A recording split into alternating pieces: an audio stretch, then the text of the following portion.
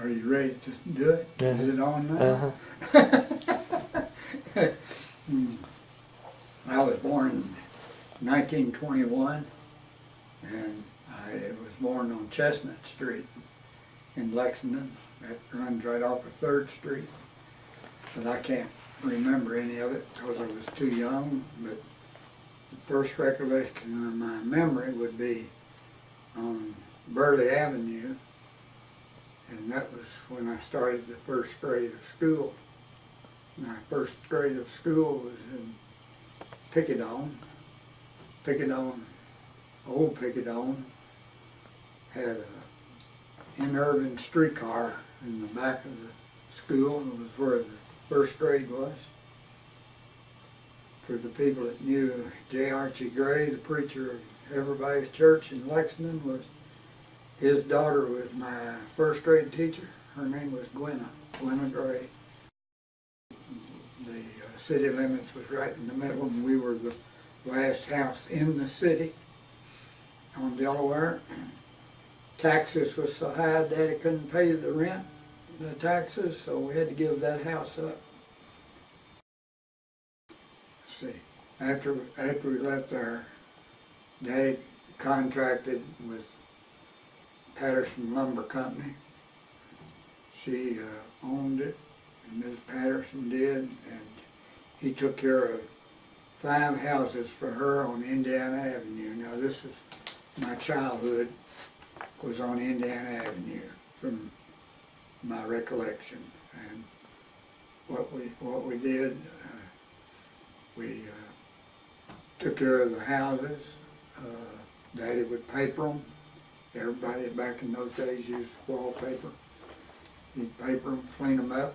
We'd move in one, and then he'd rent the one we was in.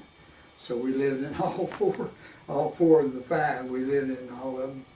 And then we transferred after he gave that up.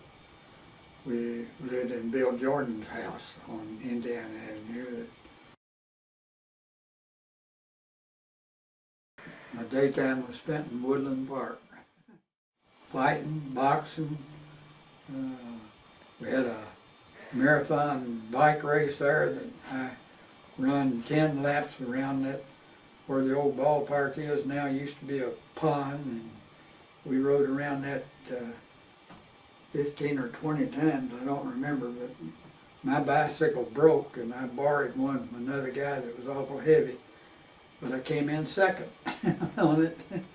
And when I got through with the race, I just fell off. I couldn't breathe hardly. And then they had boxing contests there. I did boxing.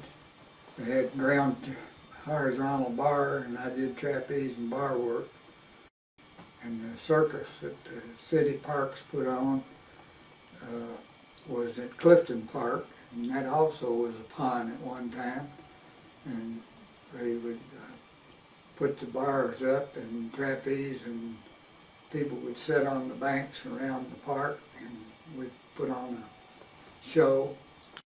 And we also put a parade on that day before the trapeze and the ground artists. I didn't do trapeze. I just hung on the swing and picked up a little girl and held her up by her arms and swung her. But my work was on the bar work. I did parallel bars. Was in Ashland, up to Ashland. We left Ashland School and went from there to Lexington Junior, which was, I walked from Indiana Avenue to Lexington Junior.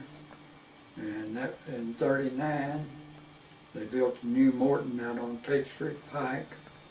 And we walked from Indiana Avenue to Tate Street Pike School, no buses. And we were city, no buses. Buses was in county only. And I went 1 year in Henry Clay High School on Main Street, up on Main Street, 10th grade. I worked for Glass Store. There was a grocery store. There was 32 of them.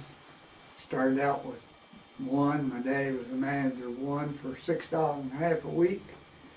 And I worked from 2:30 in the afternoon till 6, from 7 in the morning on Saturday until 8:30 or 9 to clean the meat case out for $3.50 a week. That was the good old days.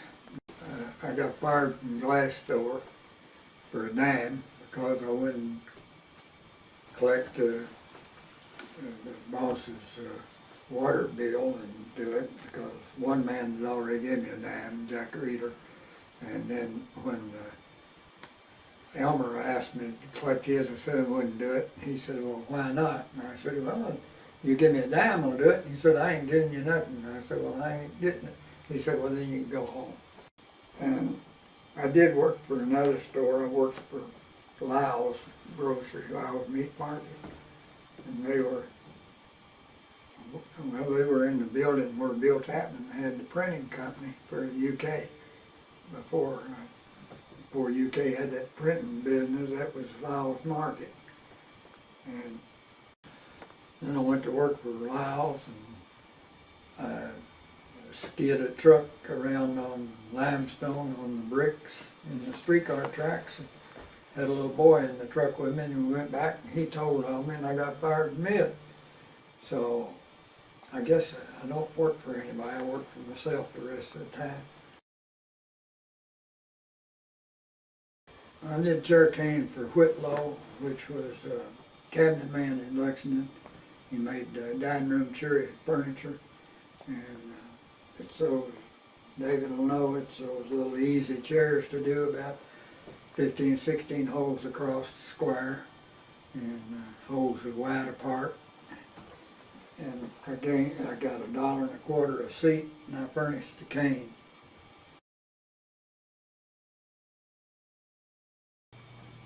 Grandpa Shannon died in '28, and that's the only recollection I have of him. We used to visit Daddy's sister in Frankfort, Nora Roberts, and other than that, I don't have much recollection of time. Mother's people are all dead. I did visit with her sisters and my two uncles in Irving.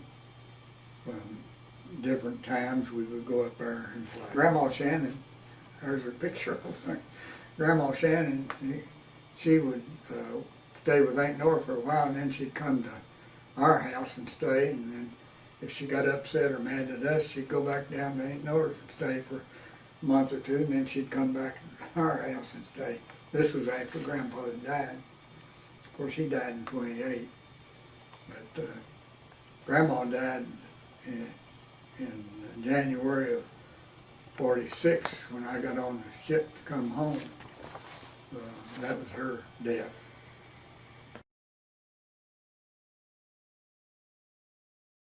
Well, we had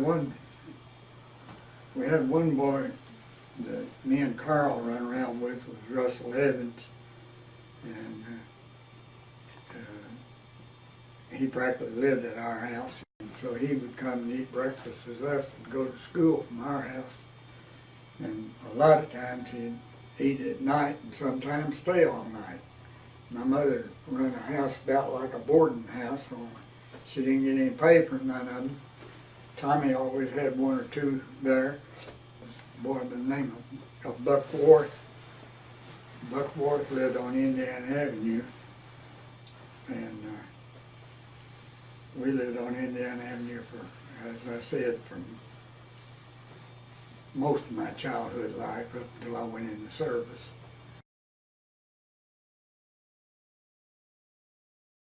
Well, the very first car I had I was 15 years old, and I bought it at Coleman Brothers on Vine Street for $15.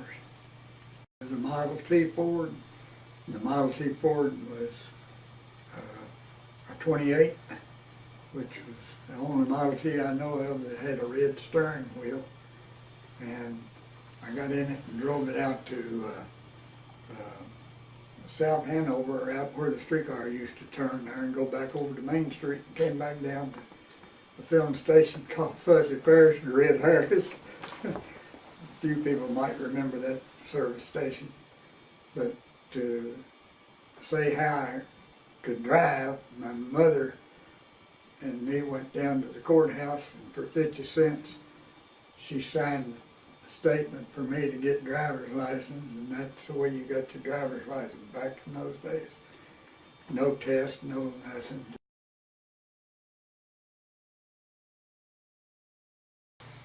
Little League baseball was the main sport, and Goodwin Brothers sponsored a team for me at Woodland Park, and it was we played on the same diamond that the big team played on, and we were lucky if we even had a glove. We had no mask, and I was a catcher, and I got hit 2 or 3 times, foul tip right in the face. And the other sport activities was bicycles. We all rode bicycles. We would ride from Indiana Avenue to Castlewood Park and back, and we'd ride the railroad tracks. And the activities of most of the day was streetcars. If you was on a streetcar, me and Russell Evans used to ride down Main Street and go in between the streetcars, one coming one way and one coming another, just to give them a little excitement, you know.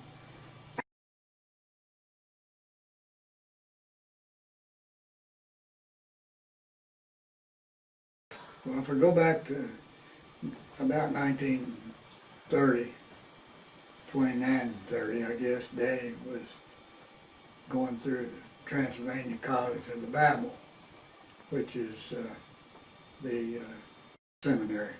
That used to be on Transylvania College. And he did preach some revival preachings, and he did preach at the little church that the Archie Gray had up on American Avenue. And then after that, he was a paper hanger and a painter, and that was his biggest income that he had. He gave all of us a quarter after one big job that he got. I think he got about $600-700 job, and he gave all of us kids a quarter. Man, we thought we were all rich. We could buy all the candy we wanted. And Mother worked before they went to the detention home. Mother worked for Lafayette Hotel as a chambermaid, and that's when I first started caning chairs. And I'd sit in the backyard and cane chairs and watch the soup beans so they wouldn't burn. She said, "Now don't let them beans burn because that's our supper." And she worked there, and Daddy painted.